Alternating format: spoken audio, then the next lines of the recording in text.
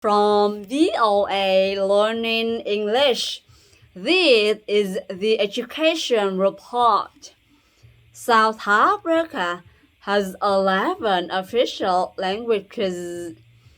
If you want to say hello, it's Sawubona in Zulu and hellos in Afrikaans. Now, South African school children may start using ni hao to say hello.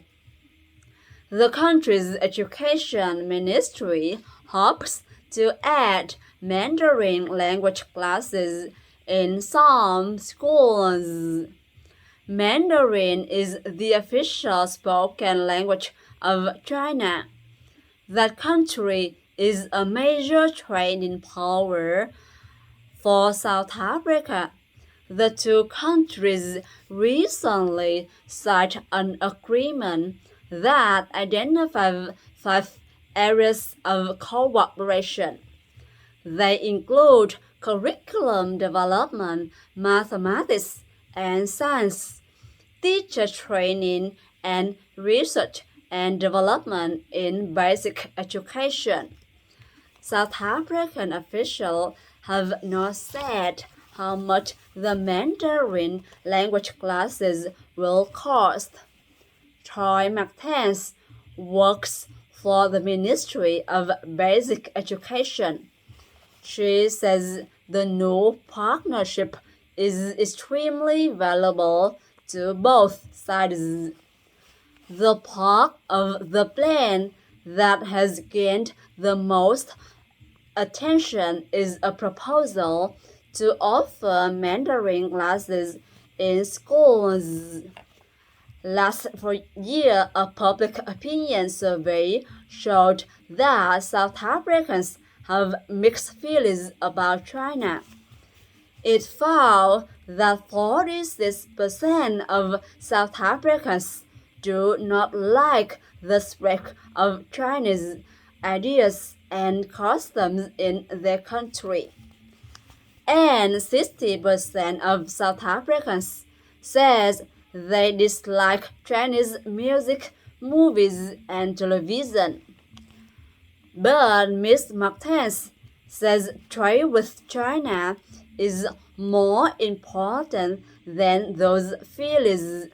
She says it is extremely helpful for South African students to learn about the Mandarin language and Chinese culture. And she says not every school will offer the language training. South Africa census officials have not said how many native Chinese speakers there are in the country. For VOA Learning English, I'm Alice Villarreal. Lesson 2. From VOA Learning English. This is the education report. Crowding up can be heard in poor neighborhoods where crime is common. That is the situation Marco Antonio Aguilar faced when he started at Garfield High School in Los Angeles, California. The boy hated school. He says he had the front friends, often missed classes, and even got into fights. The school suspended him, barring him from attending classes. He almost was sent to a school for problem students. But Marco Antonio changed his behavior. He says a talk with his mother helped him change, and he praises his teacher for the help they provided. But now, students at Garfield High no longer receive suspensions. The punishment itself has been suspended. Jose Huesa, the Garfield High principal, took the action. When he first arrived at Garfield more than 4 years ago. Back then, more than half the students were leaving school without finishing their studies. At the same time, Garfield was suspending nearly 700 students yearly. But Mr. Husa had other ideas about how to deal with young people who misbehave. He says most of the suspensions were for behavior known as willful defense. He says that could include something as minor as chewing gum in class. Under Mr. Husa's leadership, students involved at willful defense first talk to a teacher. Then a parent may get involved. Finally, group support can be provided. Today, Garfield graduates 85% of its students, and last year, the Los Angeles Unified School District changed its punishment policy. The whole district banned suspension to punishment students willful defense. For VOA Learning English, I'm Alex Villarreal. Lesson 3. From VOA Learning English, this is the Education Report. The United Nations Children's Fund is appealing to international donors to help provide education money for Syrian school children. Safe places to learn, teachers and supplies are all lacking, and almost 2 million young Syrian students have dropped out of school. UNICEF says about 40% of students from grades 1 to 9 across the nation no longer attend formal classes. UNICEF spokeswoman Maurice Mercado says about half of the children are now refugees in Lebanon, Jordan, Iraq, and Turkey. In the northern city of Aleppo, for example, only 6% of children of school age are in classrooms. But the school year there and in other locations began as planned on September 15th. Talk of a military strike by the United States has caused uncertainty about starting classes.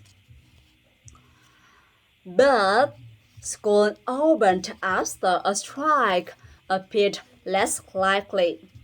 Still, many children who once walked to school are now taken there by their parents, and other families have simply left the country.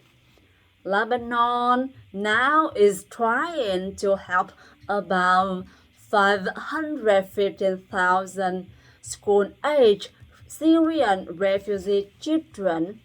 UNICEF says the Lebanese public education system can take care of about 300,000 Lebanese children.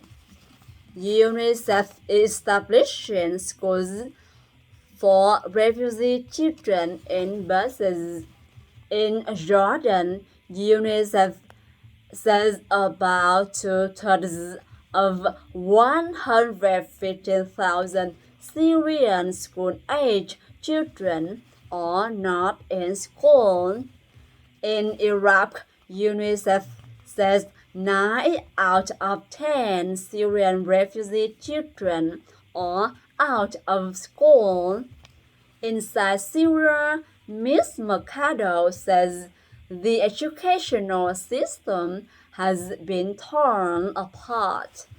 Both UNICEF and the Syrian government says about 3,000 schools have been damaged or destroyed. For VOA Learning English, I'm Alice Villarreal. From VOA Learning English, this is the Education Report.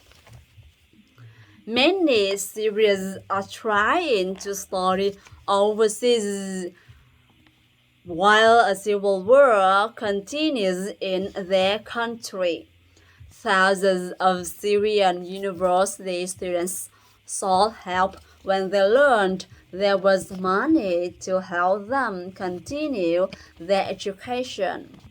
Lean on the Park is with Yasur, an organization for Syrians living overseas.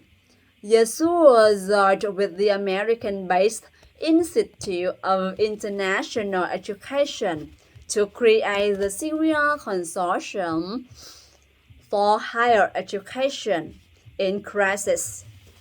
More than 40 universities in the United States and Europe agreed to provide emergency aid to Syrian students and professors.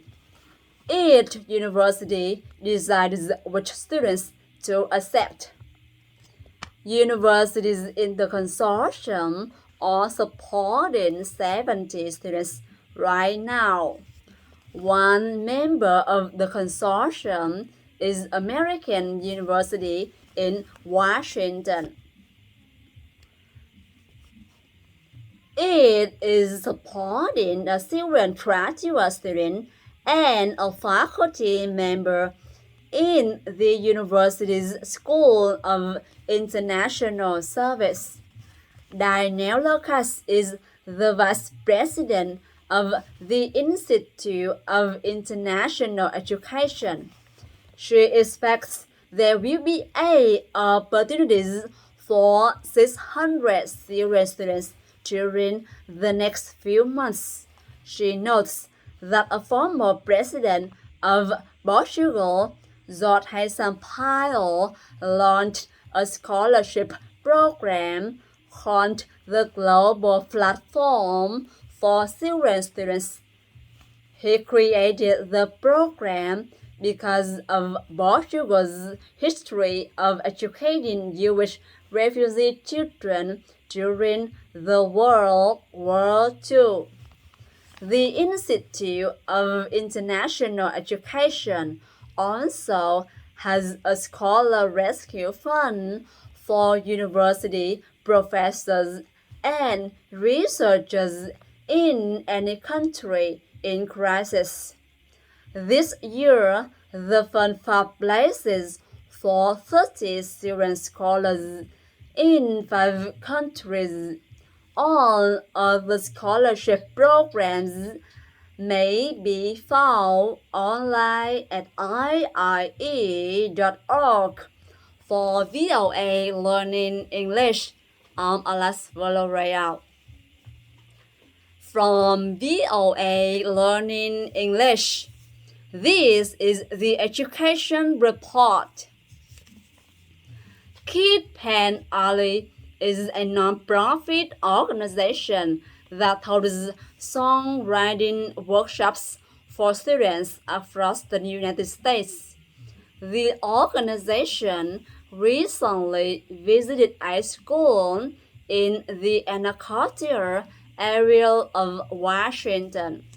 The children presented a concert with the help of songwriter and recording artist Paul Reisler. He established Kid Pen Ali in 1999. Since then, he has worked with more than 35,000 students and produced more than 2,200 songs. He says the power of music can teach children skills they might not learn in school. He believes the American educational system is focused too much on standardized tests designed to measure knowledge. But Paul Reiser says we now live in a creative economy. He says his group is trying to inspire children to be creative. At our elementary school in Anacostia, 95% of students come from poor families. Marlon Ray is the school dean of students. He says some of the children have difficult lives, but he says these kids still want to strive for greatness. Jonathan is director of programs at the school. She says the 4th and 5th grade students are often focused on more than school. Some have to help their families or live in homeless shelter. A shooting took place in Afro directly in front of the school. No one was injured, but the incident affected the whole community. Students are often influenced by what happens around them. Still, our elementary school has a positive, hopeful atmosphere. Marlon Ray says the workshop and concert made possible by Keith Penn Ali created good memories that will last for years. For VOA Learning English, I'm Laurel Bowman.